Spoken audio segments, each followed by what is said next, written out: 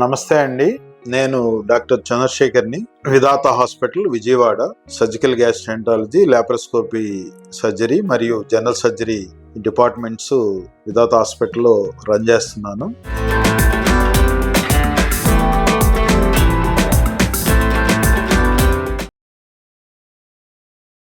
ఈ వీడియోలో మనం ఈ ఫ్యాటీ లివర్ దానివల్ల వచ్చే ప్రాబ్లమ్స్ గురించి మరియు దాని ట్రీట్మెంట్ గురించి తెలుసుకుందాము. మనకి నాన్ ఆల్కహాలిక్స్ లో గానీ ఆల్కహాలిక్స్ లో గానీ ఈ స్టేజెస్ అనేటి మనం ఇప్పుడు ఉదాహరణకి ఆల్కహాల్ కంటిన్యూస్ గా తీసుకుంటామండి. ట్రీట్మెంట్ గానీ డాక్టర్ చెప్పిన వాటిని ఫాలో కాకుండా ఉంటే నెక్స్ట్ స్టేజ్ కి వెళ్ళే అవకాశం ఉంది. అదే విధంగా ఇప్పుడు హెపటైటిస్ స్టేజ్ వచ్చింది అనుకోండి, అప్పుడు కూడా ట్రీట్మెంట్ తీసుకున్నప్పుడు పూర్తిగా తగ్గిపోయే అవకాశం ఉంది.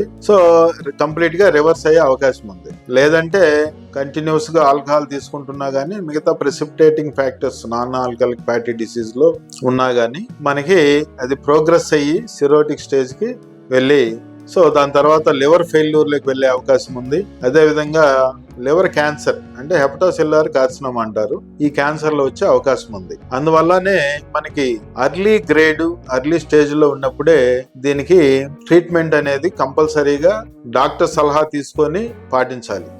దీనికి ట్రీట్మెంట్లు ప్రత్యేకంగా ఏమి స్పెసిఫిక్ ట్రీట్మెంట్ కంప్లీట్ గా క్యూర్ అయ్యేదానికి ఉండవు. మెయిన్ గా మన అలవాట్లు అంటే వ్యాయామం చేయడము, బరువు ఉండేవాళ్ళు బరువు తగ్గించుకోవడానికి ప్రయత్నం చేయడము, ఆహారపు అలవాట్లు మార్చుకోవడం, అది చాలా ఇంపార్టెంట్ అన్నిటికంటే.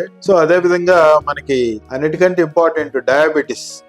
డయాబెటీస్ వల్ల కూడా మనకి ఈ ఫ్యాటీ లివర్ వచ్చే అవకాశం ఉంది. అదే విధంగా హైపర్ కొలెస్ట్రాలిమియా అంటే లిపిడ్స్ బ్లడ్ లో ఎక్కువ ఉన్నప్పుడు కూడా ఈ ఫ్యాటీ లివర్ ఎక్కువ వచ్చే అవకాశం ఉంది.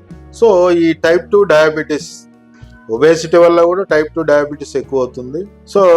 ఎవరికైతే ఈ మెటబాలిక్ సిండ్రోమ్, టైప్ 2 డయాబెటీస్, మనకి కొలెస్ట్రాల్ ఎక్కువ ఉండడం, ఒబేసిటీ, వీటిల్ని మనం డైట్ మోడిఫికేషన్ ద్వారా అయితే వ్యాయామం ద్వారా అయితే తగ్గించుకోవాలి కంపల్సరీగా. అదే విధంగా కొలెస్ట్రాల్ ఎక్కువ ఉన్నప్పుడు దానికి సంబంధించిన మెడికేషన్ వాడుకోవాలి, డైట్ ఫాలోఅప్ చేయాలి డాక్టర్ సలహా మేరకు.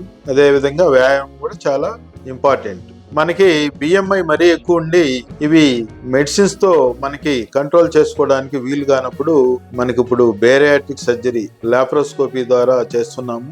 దానివల్ల ఎవిడెన్స్ బేస్డ్ అనమాట, సైన్స్ లో ప్రూవ్ అయిన ట్రీట్మెంట్ ఈ మెటబాలిక్ సిండ్రోమ్ కి రిజల్ట్స్ చాలా మంచిగా ఉన్నాయి.